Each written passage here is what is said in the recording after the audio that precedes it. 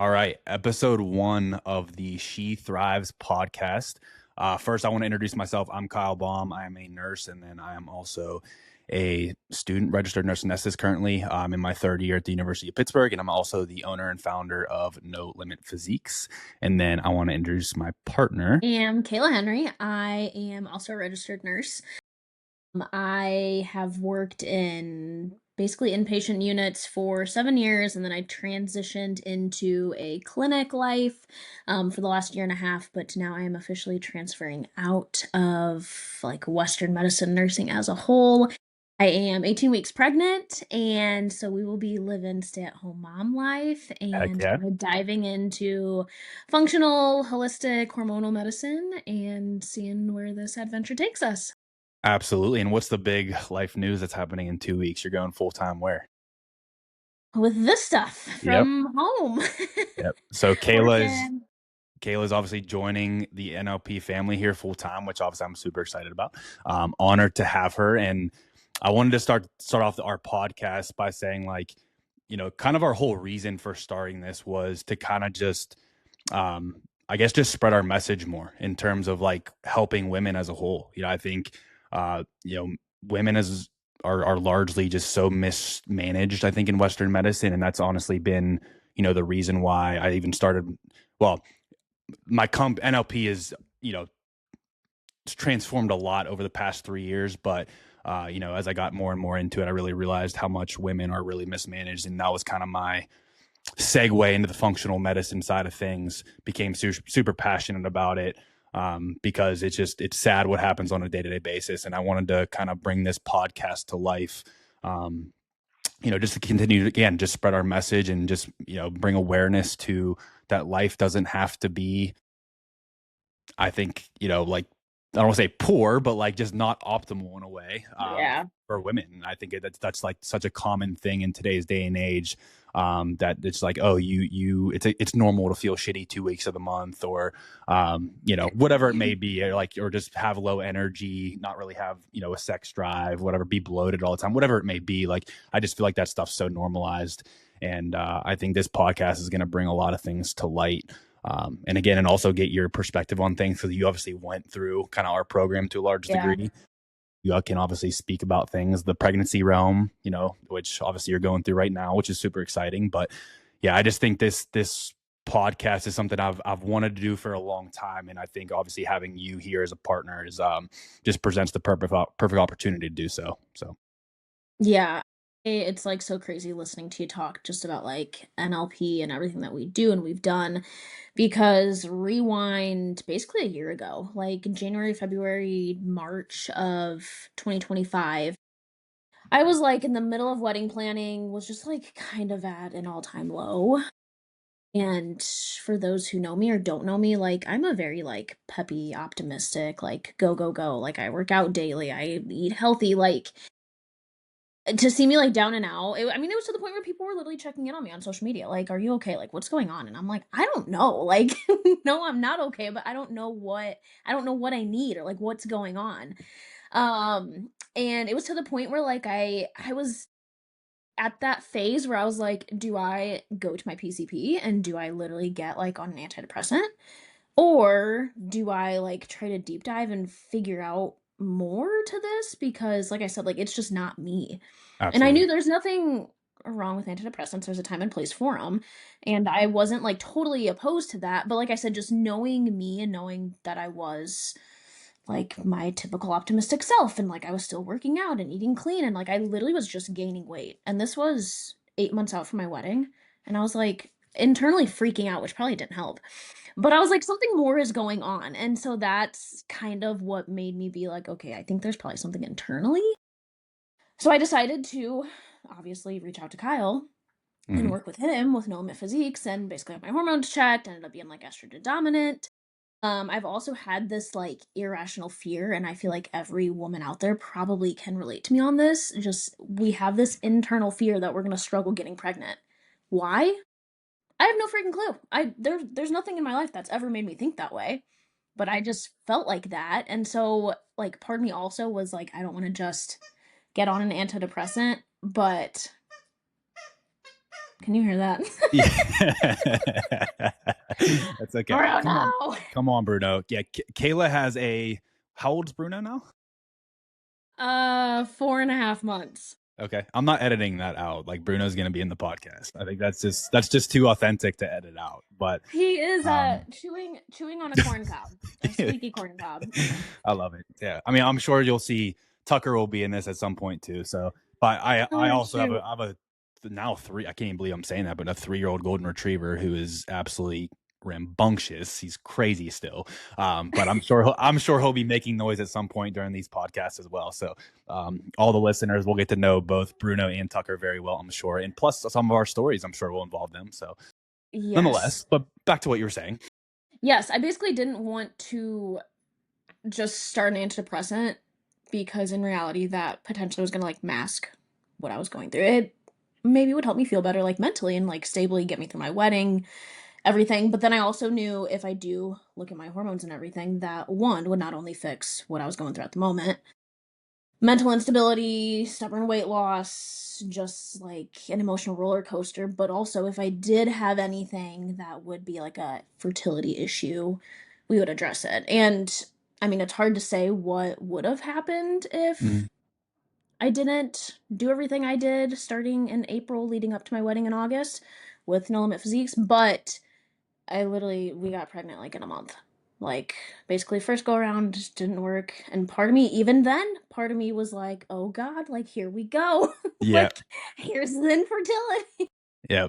But then, literally, the next month, I kind of was like, oh God, like, we're actually pregnant. It's here. Yeah, We're it's doing here. this. I feel like it's so rare for women to get pregnant on like the first try. Now, obviously, does it happen? Of course, but I think that first time is like so rare.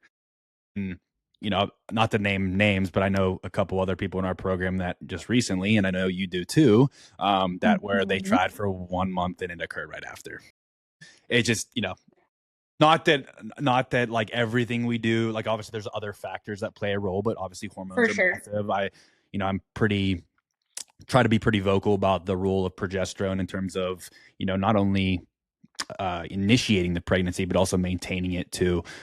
Super important. I think not a lot of people know or understand that, which in the future episodes we're going to dive into that stuff a lot more in terms of the science and what that exactly looks like, more in depth and whatnot. But very cool, obviously, that you kind of again just kind of lived through what I preach, and Yeah. again it's just kind of been my passion. And the other thing I think is interesting probably for people to know is like, how did we even get connected? It was literally, yeah, a travel nurse Yeah. friend that I worked with in Toledo, Ohio, that Hmm. was from your hometown. Yeah. Or like your So childhood good friend. yeah. So Kenzie, shout out to Kenzie if she listens to this. Kenzie Perry. Yes. So she is literally the sister of my childhood best friend. So Connor, his name's Connor Perry.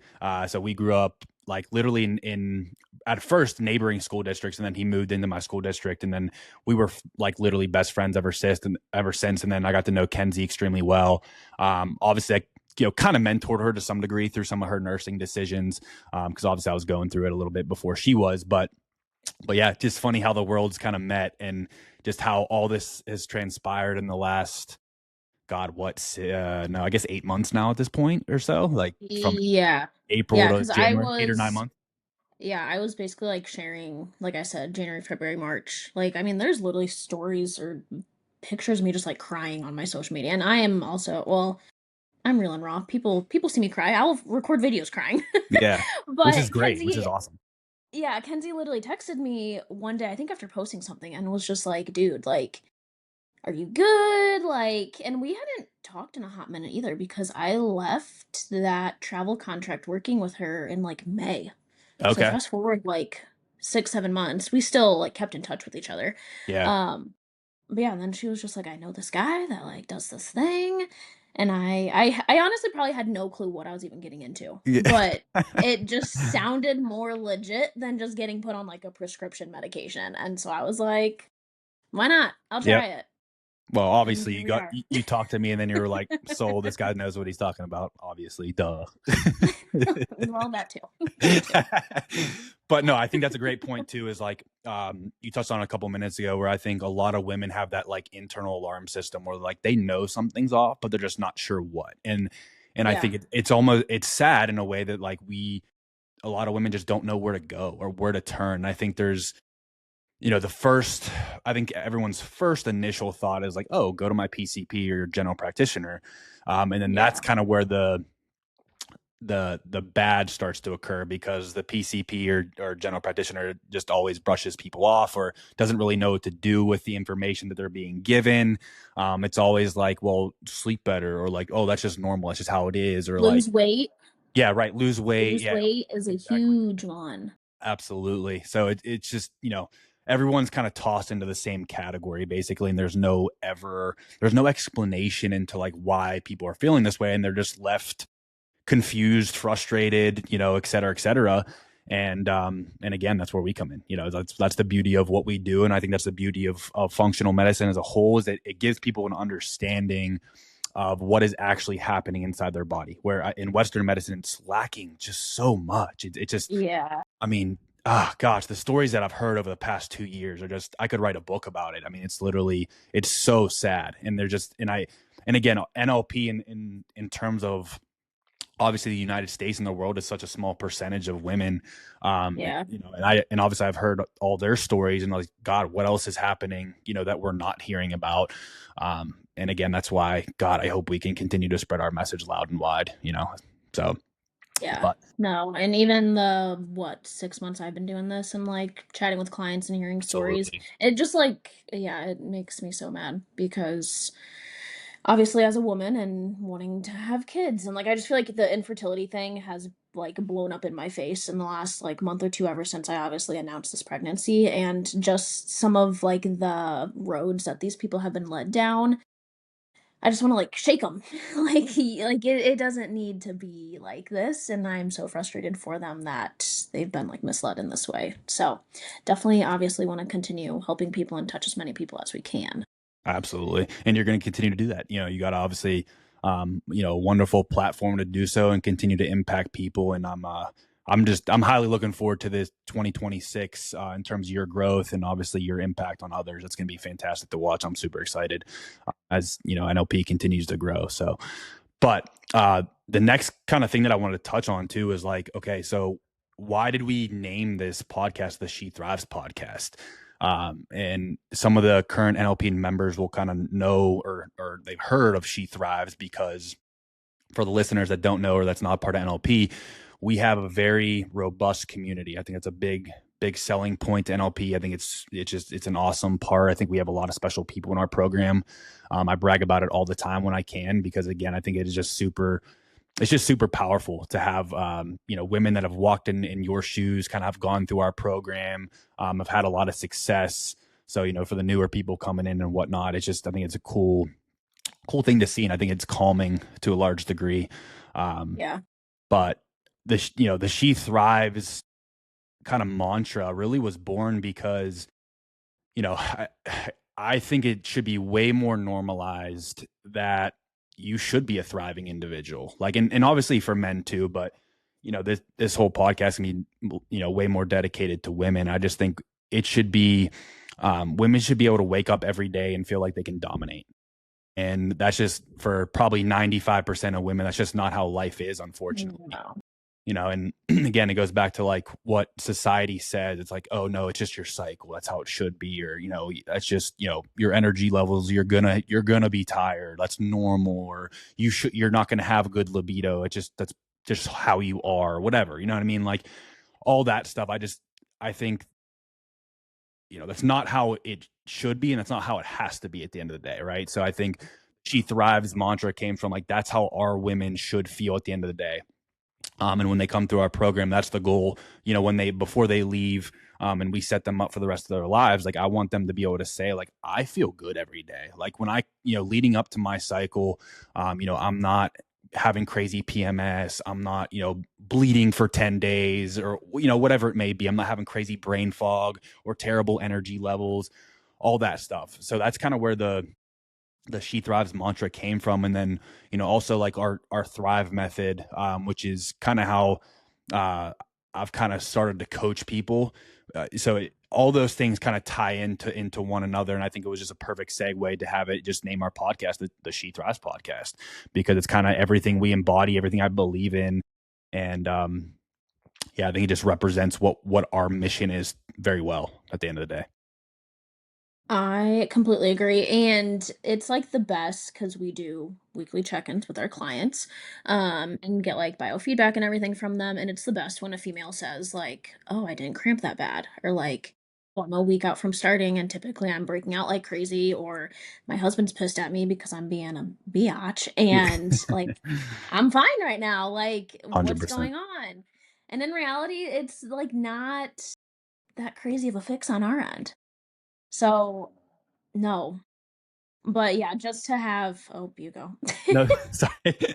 No, I was just gonna say, like, and obviously we'll dive into the science more, in future podcasts. I'm not gonna go too deep in that, on day one, but it really is not a hard fix. And again, this is what kind of brings me back to my original point, like why it's so frustrating. Like, doctors go through med school, like they learn some of this to some degree, but like not at the level that you would expect either. Like, Mm-mm. and the other thing that's frustrating to me too is doctors are obviously smart. Like, I would never take that away from them. Like, obviously I've worked very close with a lot of great doctors, surgeons, obviously now being in anesthesia. It's not like I'm anti-Western medicine. I'm not saying that, because there is a time and a place for, For sure. doctors and surgeons or whatever.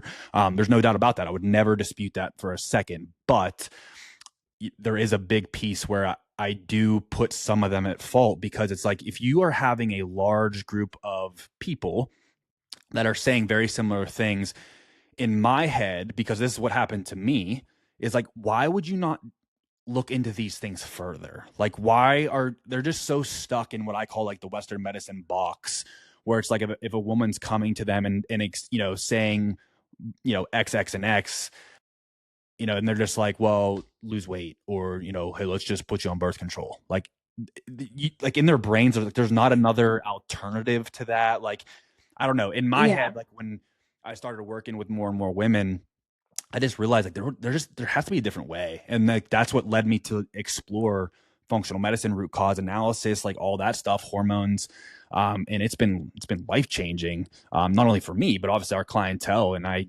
just that's what kind of boggles my mind. For as smart as they are, and maybe part of it's ego, but for as smart as they are, you would just think they would start to dive into these things a little bit more. And again, that just adds to my frustration. And then also, if it is ego related, that further frustrates me, because it's like, no one cares. Like, like, cool, you're a doctor, sweet, Yeah. awesome, sick. Oh, I don't know. That's my take on it.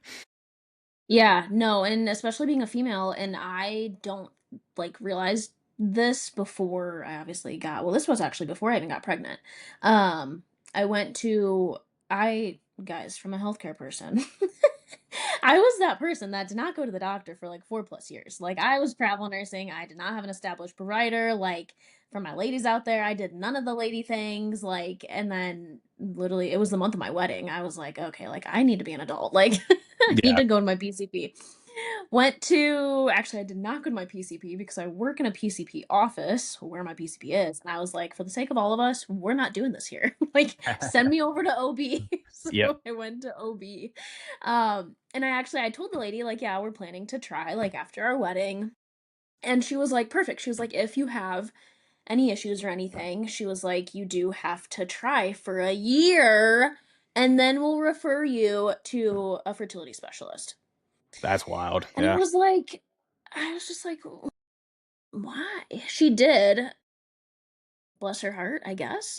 She did say, like, if you're struggling for 10 months, like, then let me know, because then we'll order the labs to have drawn on day 3 of your cycle, which, Kyle, I think we've chatted about this. Like, I do not understand that timing. And I've had friends that have had labs done during their cycle, but she was like, we'll have labs drawn on day 3, and then it'll take some time to get that. And then from there, we'll refer you to fertility so that you aren't waiting forever. So I'm like, thanks for giving me like a 2-month grace period. But I Yeah. was just like, I was just, like, so frustrated, and then talking to so many women through my social media. Actually, one of my clients went to her OB, said that her cycle is 45 days long. Newsflash, it should be, like, 28. And her OB was like, "Oh, Bob, you need to try for a year, and then I'll refer you." It's like, a female is literally telling you their cycle is 45 days long. Right. And that You're and that's all you say. Like, come on. Like, what? like, "Oh, what? Just you gotta try for a year." Like, yeah. Safe to say she's in our program now, and we're gonna get her results, and we're not gonna wait a year. Like, Absolutely. Yeah, she came to the right place for sure. But yeah, that again, that's oh, just it's mind-boggling that just basics like that you and I obviously know very well is like when is the right time to get labs? And you have these OBs or even sometimes endocrinologists that are saying like, "Oh, get them on day 3 of your cycle." If you just anybody that's listening to this podcast right now, just pull up a women's cycle. Okay? You're going to see estrogen and progesterone be in the absolute toilet. They're low on the graph, like very low. Like no shit. I mean, it's literally going to show you that you just don't have a lot of hormone production. It's showing nothing about the proper ratios that you need to see, and that's what's just again just absolutely mind boggling to me. Um, yeah.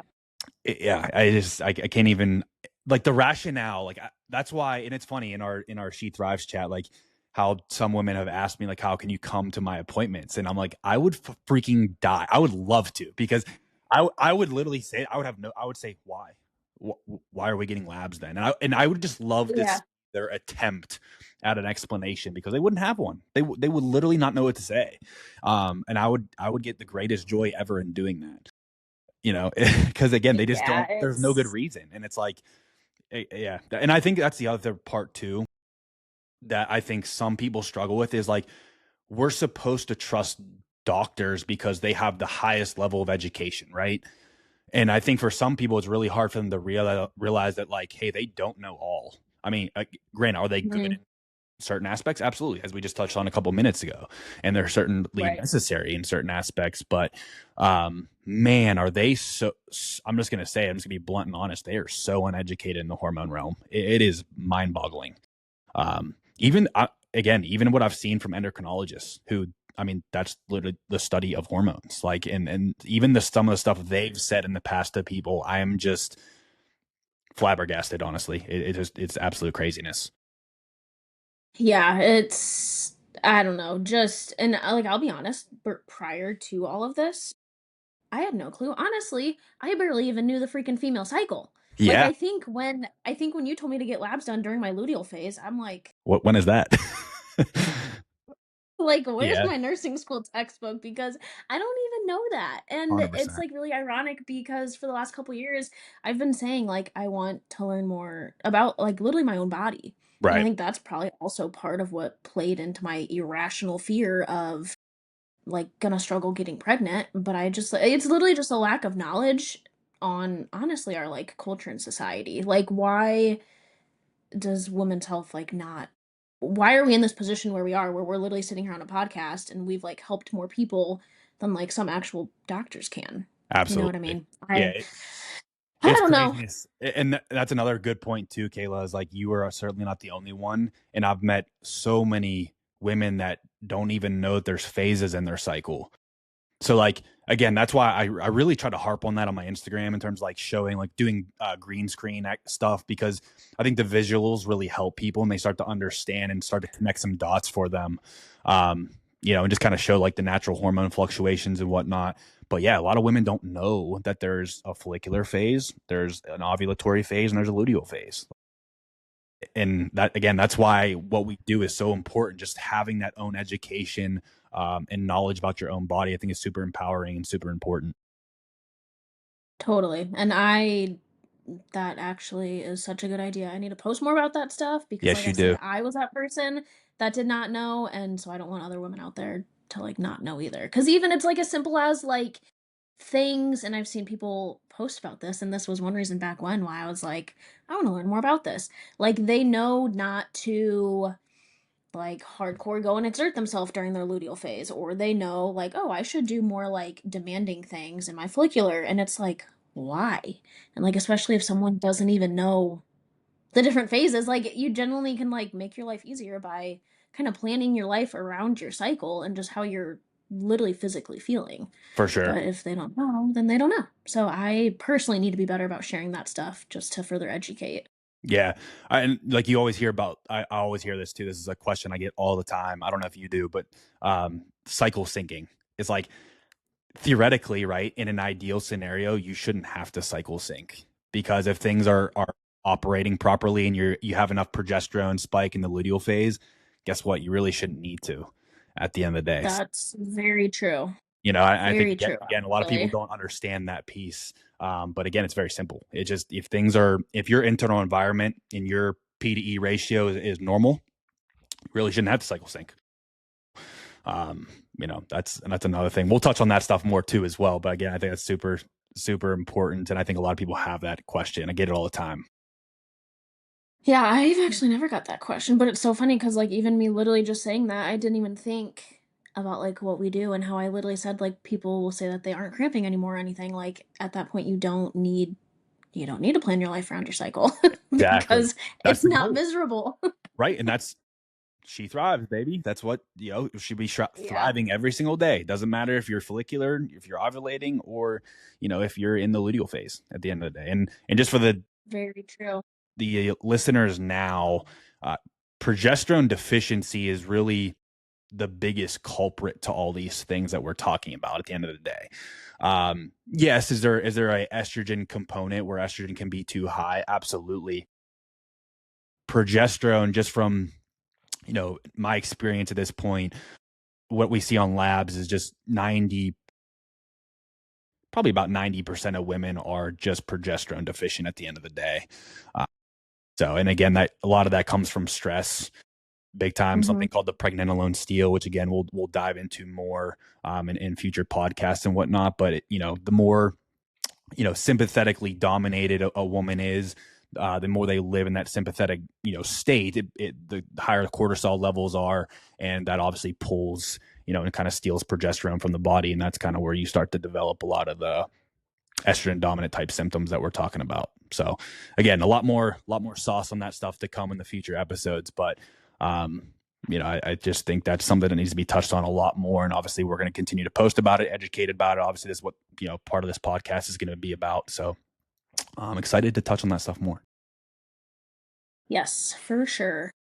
Um, so from here, I want to talk about, so we kind of talked about the podcast itself, a little bit about NLP, kind of about the origins of She Thrives. Now I kind of want to touch on some personal stuff, Kahla, with you, if you don't mind. I think a lot of the listeners are going to Let's be do it. super interested to hear about your experience with pregnancy. How are you feeling? What are the struggles been? What's the beauty in it? Just give us all the tea. Yeah, so, honestly, I feel like it's so wild because in a whole woman's life, you always hear about, like, oh, when you're pregnant, da da da da da, like morning sickness, just like all the things. There's so much talk out there about pregnancy. And I'm going to tell all the women right now, if you have not been pregnant, don't don't listen to all the noise because I mean, and not that I did, but like just well, Kyle, I literally remember jumping on a call with you. Maybe I've known I was pregnant for like 2 or 3 weeks. And you always hear, like I said, like about morning sickness and about like the cravings. Mm-hmm. And I jumped on with Kyle and I was like, bro, I don't even think I have cravings. I think I'm literally just like, oh, I'm pregnant. So like the Dunkin' Donut holes down the road, like those are calling my name. And like I just felt like I kept eating like crap, honestly, for weeks. And I would like think I was nauseous, but honestly, I'm blessed and I'll come out and say it. Like I've had a really easy pregnancy. Like That's awesome. I literally forget I literally forget I'm pregnant. Like I really didn't have any morning sickness. Cravings, I don't even think I had. Like I didn't even really have like food aversions. Like Wow. it's honestly been very yeah, it's I been bet you there are very some women listening to this that absolutely hate you right now. probably, and I'm sorry. But like I wish going into my pregnancy I would have been told like don't compare yourself to others and Yeah. like literally just listen to your body and see what your body feels because yeah, I really didn't like have the morning sickness, but part of me was like waking up anxious or just living my day anxious, I would literally like be terrified thinking like, okay, we're for example, when we were going to get Bruno, I was like 2 or 3 weeks pregnant at this point, and it was like a 2 hour road trip. And I told Jake, I'm like, I swear if I get nauseous and have to like throw up on the side of the road during this car trip, like it's not gonna be good. But Yeah. like I've never once even like got to the point where I felt like I was nauseous. And then obviously like the cravings, like I felt like I started gaining a whole bunch of weight like early on, to the point where like I don't think that's baby weight. I think it's just because I'm kind of like letting myself go. Yeah. And like if you are having a rough pregnancy, do what you got to do to stay afloat. But like in my case, and me also just being me, I'm like a pretty optimistic. I work out daily, like I'm this healthy person.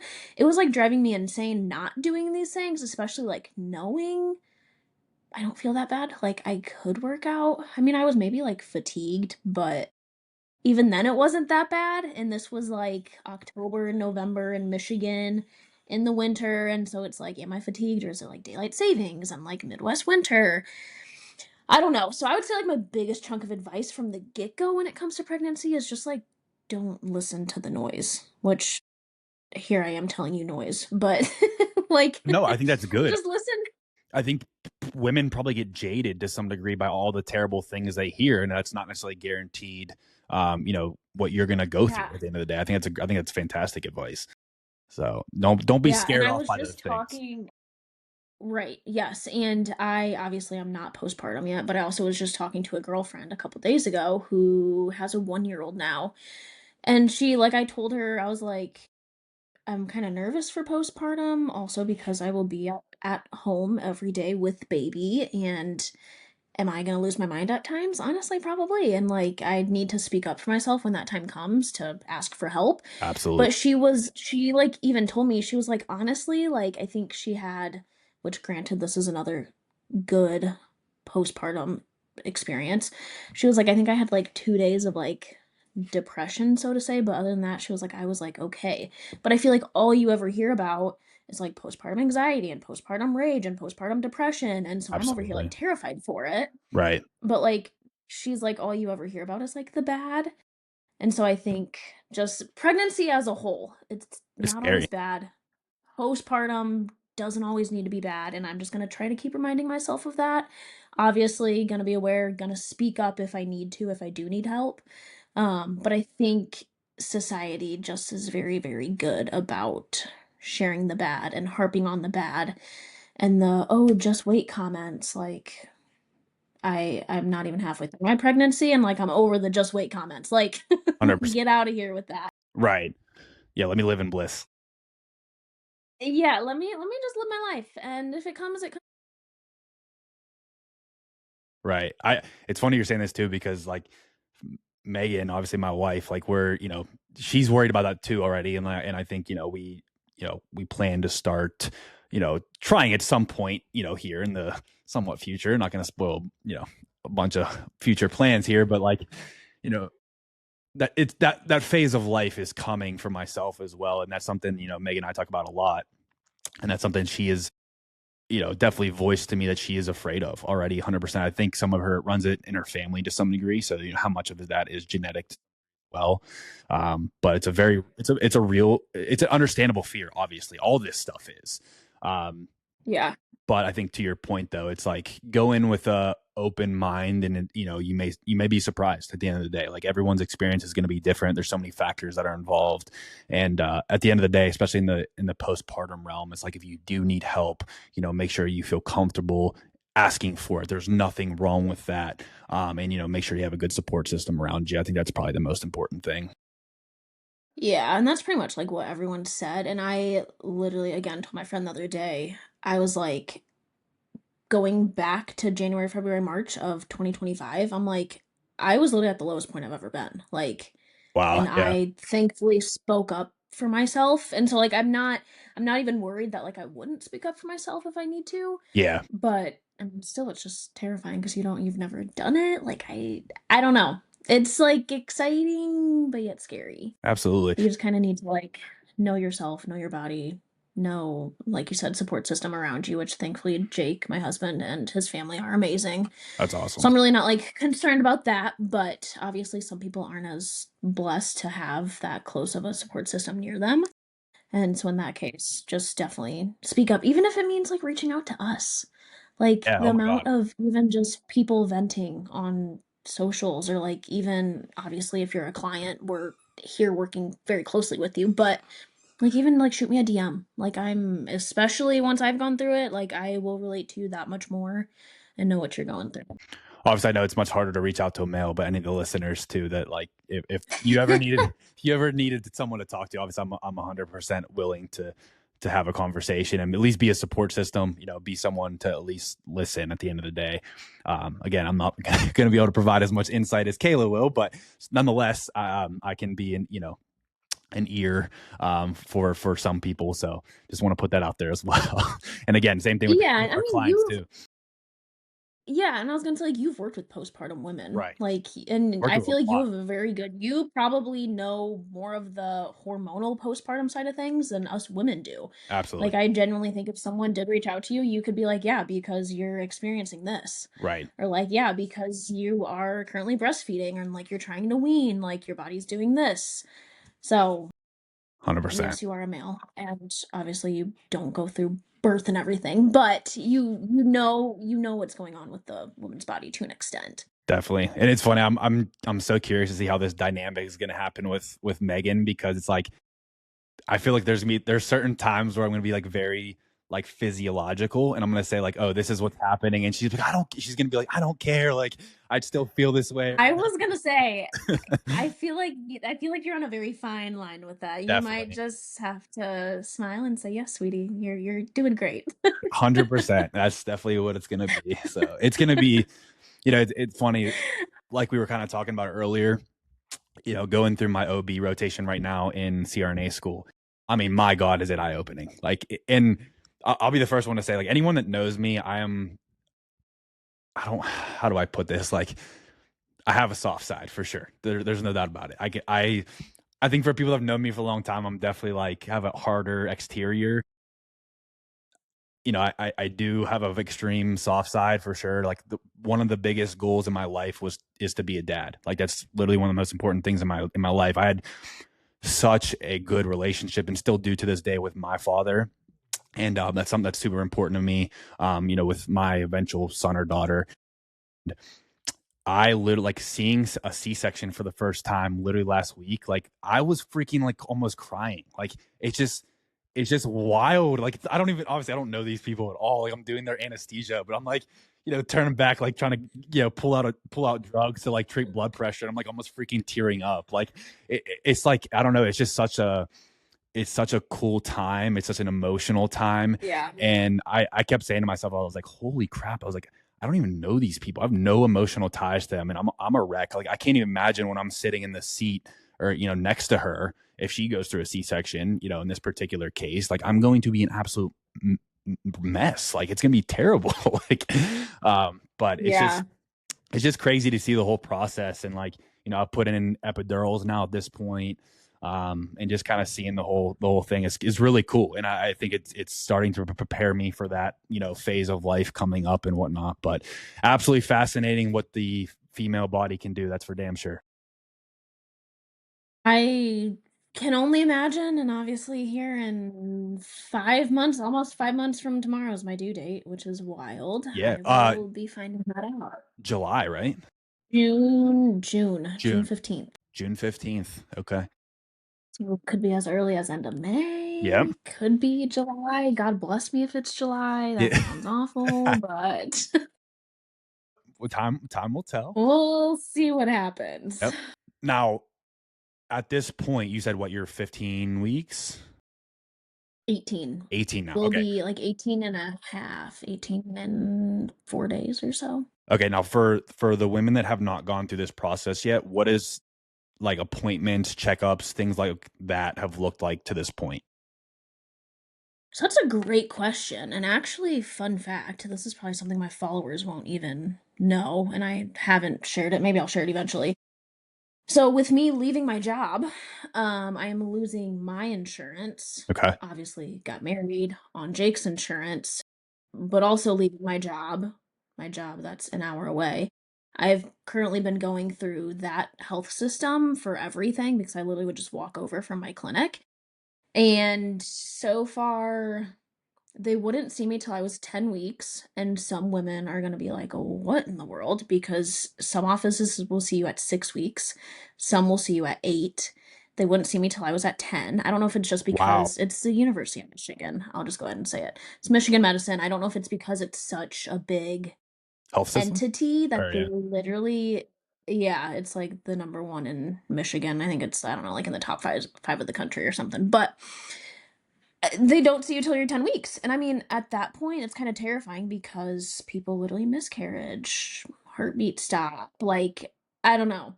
And then from there, I didn't even have an appointment till like 16 or 17 weeks. And then from there, I have my anatomy scan, my 20-week anatomy scan a week from today.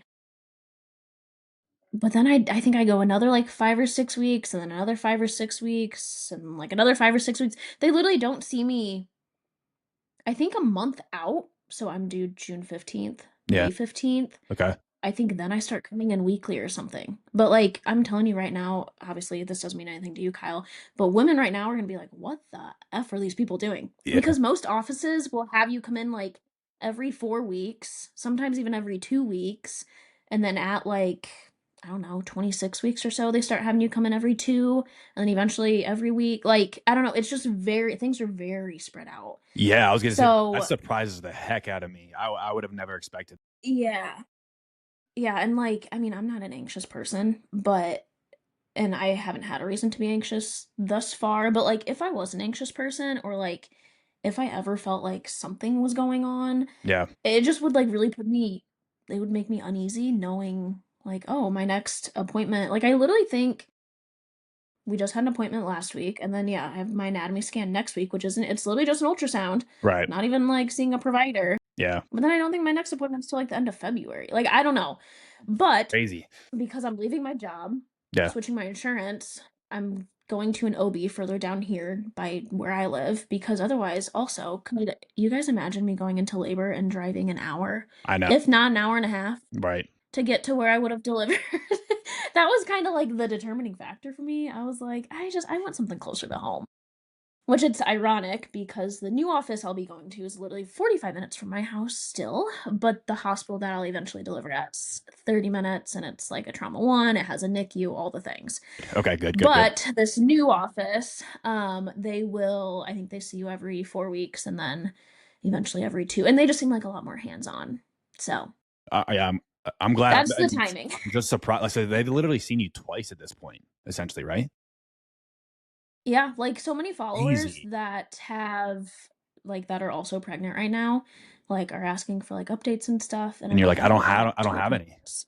Yeah, Yeah, and people are like, oh, like, how do you like your care team? And I'm like, I don't know I them. Like, barely know them.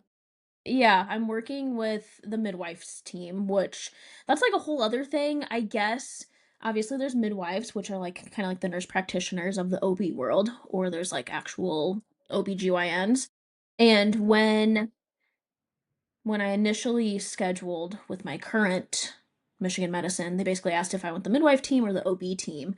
And I'm the type of person, I was like, I don't care. But they were like, no, like, you actually need to pick. And I was like, oh, okay.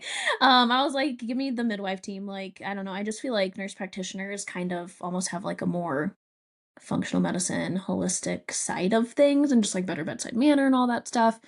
So I was like, I'll just go with the midwife team. But they did say that if I was like a high risk pregnancy, obviously then like an OB would have to get involved, because I think there's things midwives can't do that the OBs can. So like even say come closer to delivery, if I have gestational hypertension, gestational diabetes, whatever, like an OB would have to get involved. But otherwise I'm just sticking with midwives and rolling with it. Okay. Yeah, I was gonna. That was kind of gonna be my next question too. Is like, okay, so no issues, obviously, to this point. No gestational hypertension, diabetes, any of that stuff. Good. Mm-mm. Good. Which I literally had to look this up. Because going into that like 16, 17 week appointment, I was like, I have no clue what this appointment is. And it wasn't anything. They just like obviously asked me how I was doing, which I was, I guess. We'll keep it past tense, knock on wood, hopefully I'm fine. Was having awful headaches. Like headaches, migraines, they were brutal. Like would knock me out. There was one Sunday where I literally took like 3 naps because I just could not function. So at that appointment I basically asked him about that.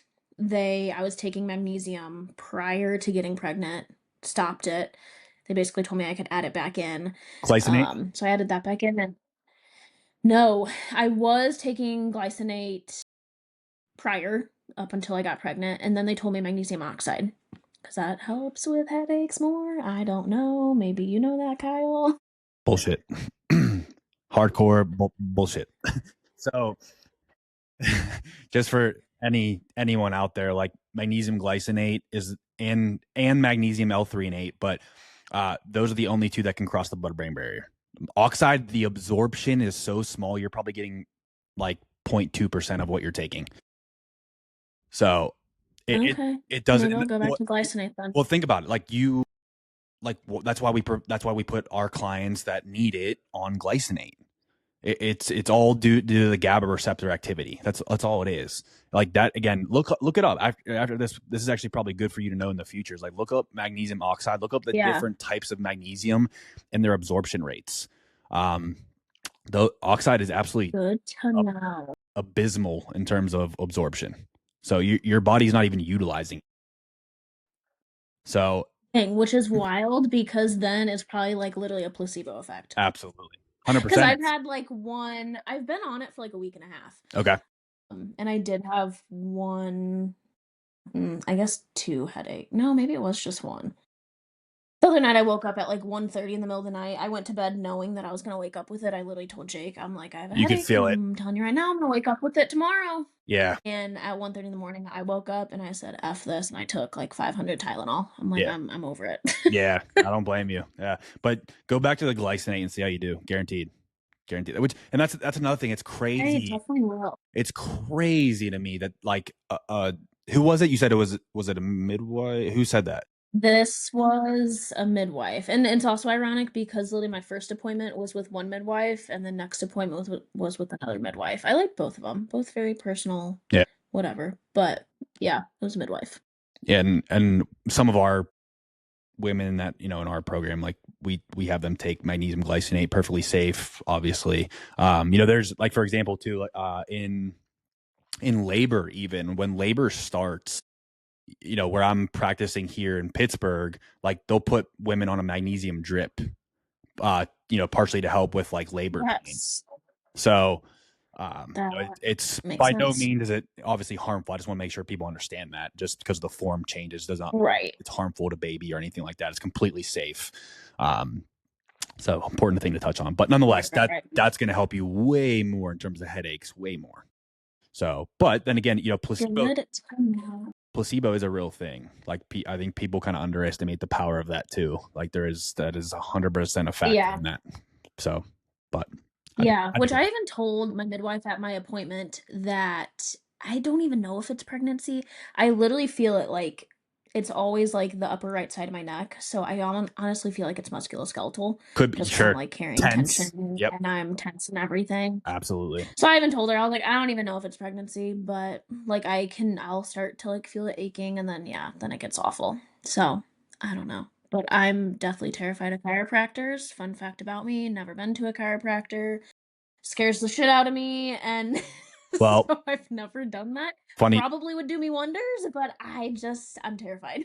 funny story. Well, this isn't going to help your fear. So my dad my dad actually, so he actually played golf at Penn State, and this was after he graduated, still was heavily involved in golf, still was like potentially trying to enter some like amateur events and things like that. And he went to a chiropractor and they did an adjustment on him and they snapped his vertebrae. So he ended Yeah, up freaking scary. And I've heard other things like that too. I've heard people have strokes. Like, I've heard crazy things. Just with those manipulations, they scare me. Even with my athletic background, for the people that don't know, I played Yeah. college football, so like obviously taking care of my body was a big deal, and it's one thing I never did. I never really went to a chiropractor. I did something called ART, which is different, which is called active release techniques that a chiropractor does, but he was not making chiropractic adjustments. But because again, I kind of have the same thing. I was like, I heard my dad's situation. I was like, heck no, I'm not risking that. But I know there's also some people I that just I've oh, had it just freaks me out. agreed. I'm the same way. So, but anywho, so, in terms of the pregnancy side of things, yeah, again, like last thing I was going to say too was it is it is pretty wild just to again just to kind of see the whole experience. And what I was the next question I was going to ask you was, do you have any sort of obviously things change as you get closer and whatnot, but do you kind of have an idea of how you want your birth to go? Like, are you open to an epidural? Like, what's your thoughts there? Are you like, no, strictly natural? Like, what's your thoughts there? That's so funny because everyone's like, "What's your birth plan?" Yeah. And I'm like, Yep. what the fuck can you decide with the birth plan? Like, I don't know. I mean, like, yes and no. I have thought about it. I also just like very natural. Like, I hate taking. I'll be that person that has a headache. I mean, that's literally been me. I have a headache, and I will complain and complain and complain. I don't take And you anything. won't take Like, I it. just don't. Just that's changed with how frequent they've been, obviously. But I love the thought of doing like unmedicated. Do I think I will? No. I think I probably Okay. will At get an least you're epidural. real. At least you're real. Just because there's no point in like, and I know people are like, well, are you trying to be superwoman or like, and then like, no, at the end of the day, everyone has their own preference. Everyone can do what they want to do. But, like, I just know me personally, I don't wanna be in that much pain, and, like, I wanna continue to have more kids, and so, like, I don't want to just be, like, traumatized, which I know they also say that once you have the baby, you totally forget about everything and whatever, but Nature playing tricks on you. I feel like I will remember part of that. So, I would say I'm open to an epidural. I most likely will get one, but we'll just kinda see how everything goes. But then, like, okay, I don't know if you have seen other well, I'm sure you probably have seen or heard of birth plans and everything, given you've, like, worked delivering people. There's so many details that I don't even know of that, like, I don't even think I have a preference on. I can't even, like, think of any of them. But, like, I've seen people say as much as, like, "These lights need to be, like, halfway dimmed." Like, Yeah. and I mean, I'm just like I don't know. I'm just a really easygoing person. Like, I really don't care. At the end of the day, get this baby out of me. right. Him healthy, me Yeah. See, healthy. that's all We're that good to matters. go. Yeah. Like, I don't care. Yeah. Pretty wild. There's definitely are some in depth birth plans. And like, I don't know, just for your knowledge, like, I didn't know this, but so there's going to be you're going to see a different realm of people where like some people like I said are so against anything unnatural. They're just like natural or nothing, like, and that's just how it's going to be, and that's fine. Again, if that's the way you want to rock, obviously Right. totally respect that. That's awesome. There's the other end of the spectrum where like people are like, oh my god, I don't want to feel a thing, like, and they're like, just make me numb. Yeah. I want to be pain free. I don't care what you have to do, just do it. So and then there's also, I think, kind of like you in the middle where it's like, okay, we'll just kind of see what happens. But there's an option, which I honestly didn't know before I started working in OB, in my OB rotation, like last week or whatever. But there's some women, if they don't want to go right to an epidural, they can do inhaled nitrous. So I anesthesia, have seen you've that, seen that? Okay. I actually. didn't know that. I didn't, because and it makes sense. Like, it gives you kind of like a little bit of a euphoric effect. It can kind of just distract you from the pain. Now, obviously, nitrous does not impact your pain receptors, but it definitely can be a little Right. bit distracting to some degree. And obviously, like anything, there are some side effects that people can experience, like nausea, potential headache, things of that nature. But obviously, it can make you a little loopy to some degree too. But that's an option too before people actually go all the way to an epidural. From what I can see, Interesting. it's again a wide range. But like some women have who have had 2 or 3 pregnancies, and do really well with it. And like, no, I need the nitrous and I'm good. And I get through labor that way and basically deliver with that on board, or, I'll take it off like close to delivery or whatnot. But you know what I mean? So like Right. there's those people. And then there's also some people that like will attempt the nitrous and then they're like, oh my God, no, I'm still in so much pain. Like I need the epidural. And then they just go to the epidural.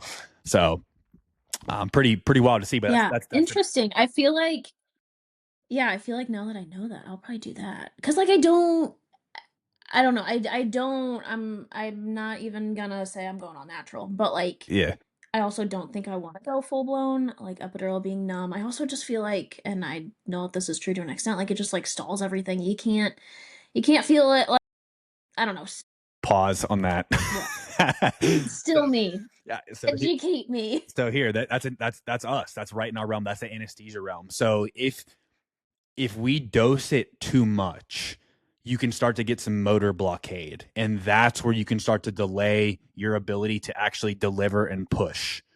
So really the epidural, being in the epidural space, if we dose it properly, which we will, well, if you have a good anesthesia provider, they will, it just Hopefully. it knocks out the sensation, but it doesn't really knock out much motor at all. Like you're still going to be able, like we always test whenever we place the epidural, like, hey, can you pick your thigh up? Like, can you move your toes? Can you move like your leg as a whole? So we test all that. And obviously we're continuously reassessing our epidural pain levels, all those things. So um, from what I can see, like the epidurals are cool because again, if it's done properly, it's not going to delay the birth.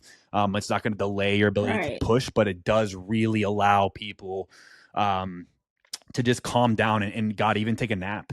Like the amount of women that I've seen finally be able to relax and just take a nap for a little bit, for God's Yeah. sakes, like, is obviously, it's just nice to see for them, at the end of the day, because they're literally like when contractions hit, Right. they're like literally in excruciating pain, like almost, screaming sometimes. So it's like, I don't know. It just, I can tell that it helps to a large degree when it's done effectively. It's not going to necessarily impact the ability to obviously give birth. That's Interesting. my Good to know. that's my 2 cents from the OB realm right now. Yeah, no, and that's good to know. So, I feel like I'll probably still maybe try the nitrous, but oh yeah, like I saw it was a video. Now my whole feed on everything, every social media is babies and delivery and like all these things, and that's also a very overwhelming aspect. And I'm also trying not to like just take in all that. Like things to do and not to do, and, like, it's just a lot. But I oh saw yeah, a video basically where a girl, yes, was doing the nitrous oxide, and she had to have delivered with it. And then I also didn't realize this, but then they're like, "The things that happen 10 minutes after you deliver your baby." And I'm like, "What the heck happens 10 minutes after you deliver your baby?" And it's like delivery of the placenta, and then it's like massaging the fundus and how much that shit hurts. And so they were like, "Do you want more gas?" And she's like, "Yeah."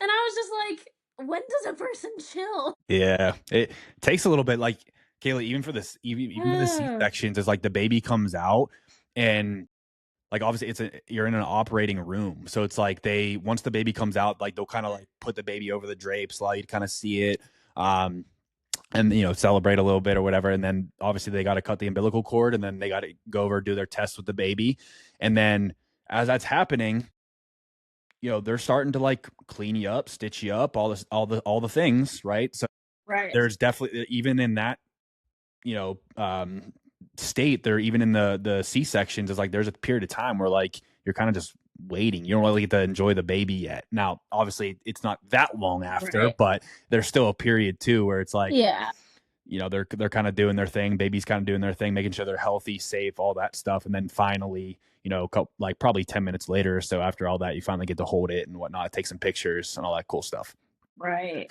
But it is such a So crazy. crazy dynamic too, because it's just, I don't even know if I should say this on the podcast, but it's just such a different realm behind the drapes versus not, like as you can imagine. Oh, I bet. You know what I I mean? Like, think I heard or saw where, like, for C-sections, they'll give you a mirror, and someone was like, "You don't want the mirror." oh hell no. We Like, don't do you that. don't wanna see. No, no, no, no, no, no, no. Don't do that. My I God. think some places do. I think even, like, not C-section, I think even just, like, a vaginal delivery, they'll give you a mirror. And I'm like, I feel like I would get pissed that, like, baby's head's there, and then it goes back in. Like, it's there, and then it goes back in. Like, Yeah. freak. Yeah, I can't see, at least personally, if I was in that situation, I wouldn't necessarily want to see that. But hey, if you want to, more power to you. But I didn't know the whole mirror thing. I know Yeah. we don't do that at our hospital, at least, but at least not that I've seen. But I didn't know that was a thing per se. I think or maybe I saw a comment somewhere where they were like, "If they offer you a mirror, say no." Okay. But I guess it's a thing. I Must be don't then. know. Must be. So, and then last thing I was going to say about the pregnancy too, because I know, God, we're already at an hour. This has been super easy to talk about. So, but with a boy coming into your life, like, how do you feel about that? Are you ready to be, you know, a boy mom? Like, how does that part feel? Yes, that so something I'd never heard of, never even knew was a thing is like the gender anxiety. And like, what is that? So when you're pregnant, obviously you find out. We did the 10-week genetic testing, and that's how we found out that he was a boy. Technically, I keep telling everyone in our family, I'm like, don't buy anything for him until the 21st next week when we have our anatomy scan. And I keep telling Jake, I'm like, there better be a wiener Yeah. on this anatomy scan. But going into I kept asking Jake. So yeah, at 10 weeks we did that. I think it took, I don't know, maybe 2 weeks or so to get the results. And then one of my good friends was the gatekeeper. She was the only person that knew our gender. She like bought the specific blue thing for us, and then we obviously did like a gender reveal as a family as a surprise. Right. But going into it from I would honestly probably say a week or 2 after I found out I was pregnant, I just had a feeling it was a boy. Really? I don't know why, that was just, like, my instinct. I don't know if it's because I've always just, like, seen myself as a boy mom. Okay. I am not a girly girl, as I'm sure a lot of my followers know, I'm very low maintenance, like, don't expect me to, do my hair and makeup, but that's not me. Yeah. Like, that's like a once a month occasion. And so I've always just said, "God, please bless me with a boy," Meant to because be. at least at first yes, because a girl give me some time to prep for a girl. Yeah. Let me, like, figure out my stuff. But so I just had this instinct that it was a boy, and I kept asking Jake, I'm like, "What do you think it is?" And he was that person that was, like, level-headed. He was like, I he's like, "I'm not saying. I don't want to pick one or another. I don't wanna be upset about one or another." He's like he literally wouldn't give me an answer. I don't think he ever said. And then, obviously, did the gender reveal. It was a boy. The night before, actually, night before the gender reveal, I had a dream that it was a girl. And Really? I guess they say that's a thing. Whatever you have a dream that it is, it's the opposite. I don't know if it's because we're so anxious about it. I have no clue. Yeah, that's So wild. many things out there, and like all the wives' tales and everything. Like they say boy pregnancies are typically better. You don't get sick. They say headaches are a boy thing.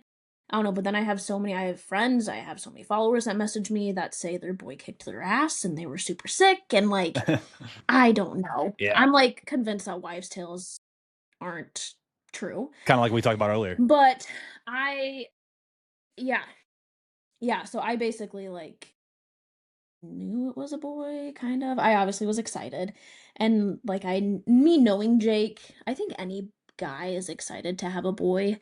And so he definitely was too. And I keep saying that the only person that I think genuinely would have been upset if it was a girl is Jake's little brother. If you guys go back and watch our gender reveal video, he is like stoked. He's like, yes, like he's 14 years old. He's this like football playing fool. Yeah. I think he is like the one person that genuinely would have been upset, at least until she came and would have been wrapped around his finger. Of But course.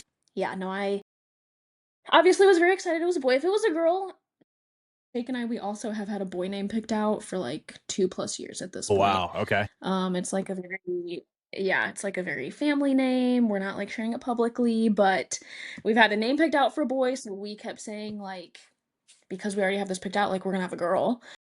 And prior to the gender reveal, we were like, if this is a girl, like we don't know what to name her. We don't know. Like, we know nothing. That's so funny. But thankfully, like I said, hopefully a week from today, we'll find out that it is officially a boy. Gotcha. And again, if it's not, then it is what it is. We always say that, like, God gives us what we need and we'll roll with it. I would say kind of sounds like it was meant to be in a way. Honestly, it really does. So it's kind of cool how that transpired. Yeah. Yeah, it's I don't know. I'm a big like everything happens for a reason person. Yeah. So I we're well, blessed with whatever. absolutely. I mean, obviously, yeah, you obviously be happy either way. And I know when that time comes for us, Yeah. I'll be the same way too.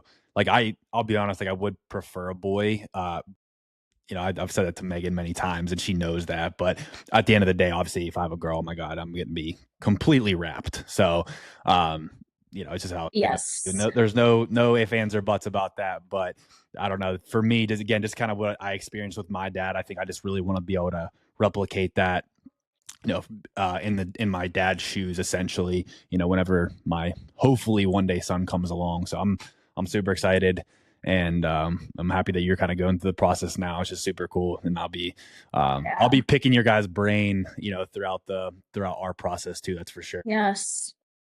So Yeah, I'm sure we will chat a lot about all the things. I'm sure in podcast a year from now, well, a year from oh yeah, I'm gonna say he'd be like 7 months, but there's gonna be a day where the kid's running around and absolutely. we'll all be very aware that kids are here. Yep, 100%. No doubt about it. I'm excited to see not only where NLP goes, where you go in your coaching career, obviously, and then obviously where, the She Thrives podcast transpires as well in that, and over the next year or so. It's gonna be very, very cool to see. And again, I'm happy that the listeners, Yeah. I know this is getting kind of long, so we're gonna wrap it up here, but I appreciate you guys listening. I think this is going to be incredibly insightful. Again, our goal is to educate, but also kind of, let you guys in on our personal lives to some degree. And, even some of our, our client cases, we'll do some Q&As and things like that. We're going to obviously touch on all things hormones. We're going to touch on pregnancy, postpartum, body image things, identities, I think relationships, even, having supportive partners, especially for women, I think is so freaking important. Especially for, it's one thing, not to get off on another tangent, but I think having a supportive partner is probably one of the most important things you can have, because it allows you to start to take time for yourself. Like like at nighttime, for example, there's obviously when kids are on the scene, obviously bedtime routines are super important, all that stuff. And sometimes the dad needs to step up at the end of the day, because I think the mom and just women in society always put everyone else first. And, we can relate to that as nurses. I know I can. I do it now. Even, I always try to put our clients above my family. My wife hates that to some degree. I always get in trouble for it. And I know I've talked to you about this many times. Yeah. Is like where I have like a guilty conscience in a way if I don't answer people in a, pretty reasonable time frame. Like it eats at me.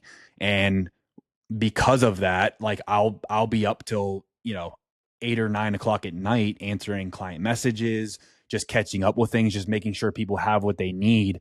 But man, it's just like the guilt is just incredible. But nonetheless, I always put everyone else above myself. And, this is something I haven't talked about in our community. But even for me, in terms of like my physique progression, it's taken a little bit of a back seat. Like, I mean, yeah, do I still eat very well? I do, but at the end of the day, like probably dropped 20 to 30 pounds of, you know, not all of that is muscle, but like a lot of it is muscle. At the end of the day, like last year at this point, I mean, I was pushing 230. Like I was big. I was super locked in because anesthesia school wasn't like super hard yet. And then year two, the school just absolutely kicked my butt. To be honest with you, it took me away from the gym. It took me away from, eating as often as I did and how many calories I needed to help facilitate maintaining that amount of lean tissue.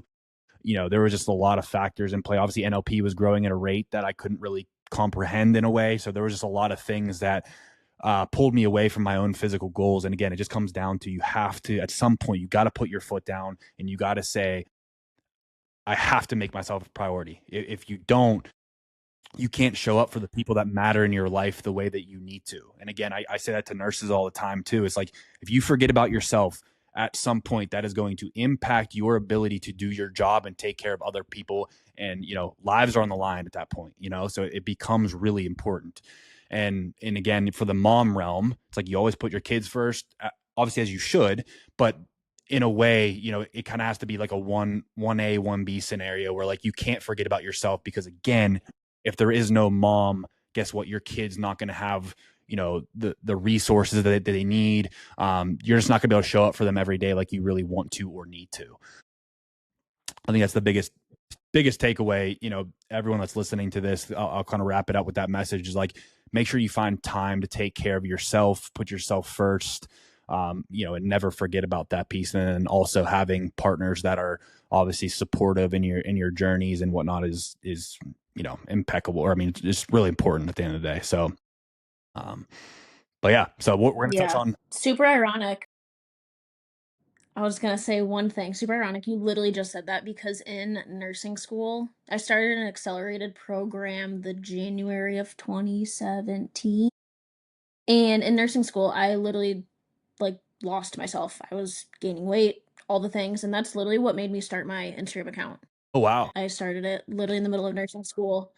No Yeah, way. for accountability, to encourage other nurses. Yeah, if you go way Back. back, That's super cool. I you'll actually didn't know see that. baby nurse Kayla. Literally, yeah, that was, I mean, it was when I started working with Beachbody because I needed like attainable workouts that I could do on top. It was literally like 30-minute workouts. Gotcha. And so I was like, I would get up before clinicals and do them.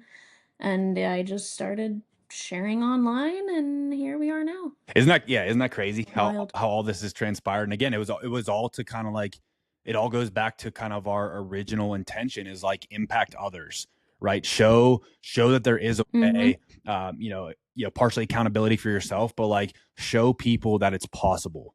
And again, just having an impact on others is so important.